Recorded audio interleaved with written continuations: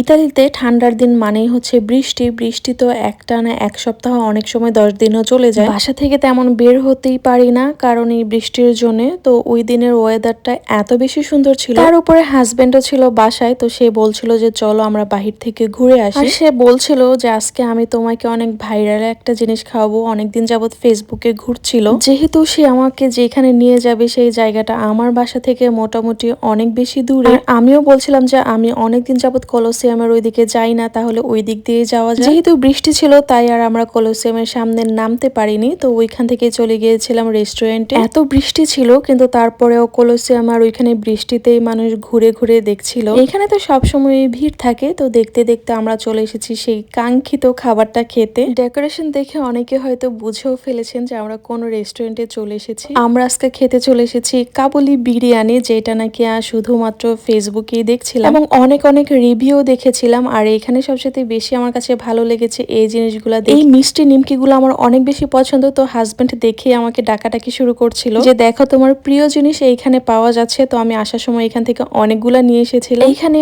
আমি আর আমার হাজবেন্ড নিয়েছিলাম কাবুলি বিরিয়ানি, আর আমার মেয়ে খেয়েছিল বার্গার। যদিও সে পুরাটা খায়নি, শেষে আমাকেই খেতে হয়েছিল কারণ আমার আবার অনেক বেশি পছন্দ। রোম শহরে যারা থাকে তারা অলরেডি অনেকেই হয়তো বা এই বিরিয়ানিটা খেয়ে ফেলেছেন, কিন্তু আমি মনে হয় সবার শেষে গিয়েছে। তাদের প্রেজেন্টেশনটা আমার কাছে খুবই ভালো লেগেছে। তবে এখানে ছোট একটা কথা বলি, তাদের সার্ভিসটা আরেকটু ভালো হলে মনে হয় ভালো হয়। এখানে এই লেগ রোস্টটা আমাকে চেয়ে নিতে হয়েছিল কারণ তারা দুইটাই দিয়েছিল, ওই যে গোল যে পিসটা থাকে সেইটা। হাজবেন্ডকে আমি বলছিলাম যে আপনি না বলেছিলেন আমাকে লেগ রোস্ট খাওয়াবেন, তো সে আবার বলেছিল যে চেঞ্জ করে দিতে, এবং তারা কিন্তু কোনো কথা না বলেই আবার সুন্দরভাবে আমাদেরকে লেগ রোস্টটা চেঞ্জ করে দিয়েছিল। এটা আমার কাছে খুবই ভালো লেগেছে। অনেকেই হয়তো বলতে পারেন যে আপু খাবারের রিভিউ দাও। খাবারের রিভিউটা আমি দিব না কারণ এক একজনের মুখে স্বাদের ধরন এক এক রকম। ইতালিতে যতগুলা মানে আমার আশেপাশে যতগুলা বাংলাদেশি রেস্টুরেন্ট এই পর্যন্ত নতুন হয়েছে সবগুলাতেই আমি যাচ্ছি এবং যাবো ইনশাল্লাহ, কারণ আমার কাছে ভালো লাগে নতুন নতুন রেস্টুরেন্টে নতুন নতুন খাবার ট্রাই করতে। আর